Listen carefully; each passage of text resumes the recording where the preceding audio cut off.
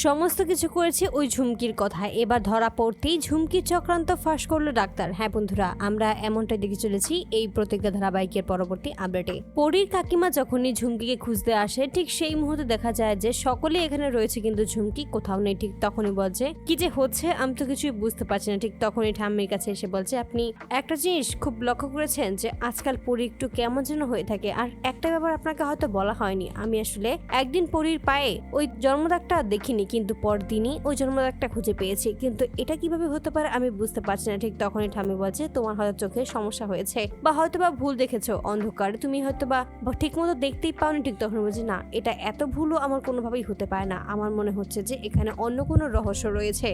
আর এতে করে তখন ঠাম্মি বলছে, কি সমস্ত বলছো, এ সমস্ত কোনোভাবেই হতে পারে না। তখনই অভি এই কথাটা শুনতে পেয়েই ঝুমকির কাছে আসে। ঠিক তখনই ঝুমকিকে বলছে, আপনার পায়ের সেই জন্মদাগটা আমি একবার একটু দেখতে চাই। আর এতে করেই ঘাবড়ে যায় ঝুমকি।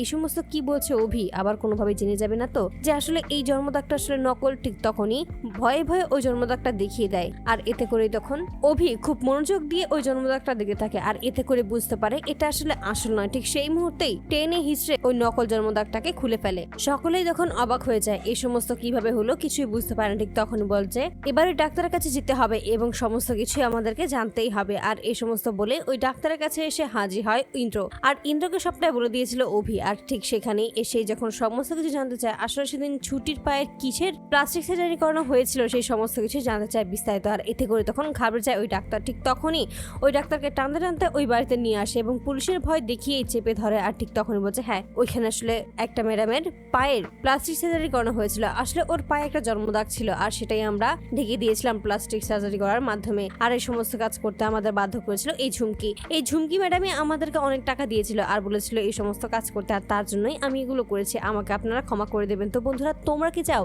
যেন এবার এভাবেই ওই ডাক্তারকে ডেকে এনেই যেন সমস্ত সত্যি এবার প্রকাশ করতে পারে অভি সকলের সামনে? অবশ্যই তোমরা তোমাদের মতামত কমেন্ট বক্সে জানতে ভুলো না। ধন্যবাদ।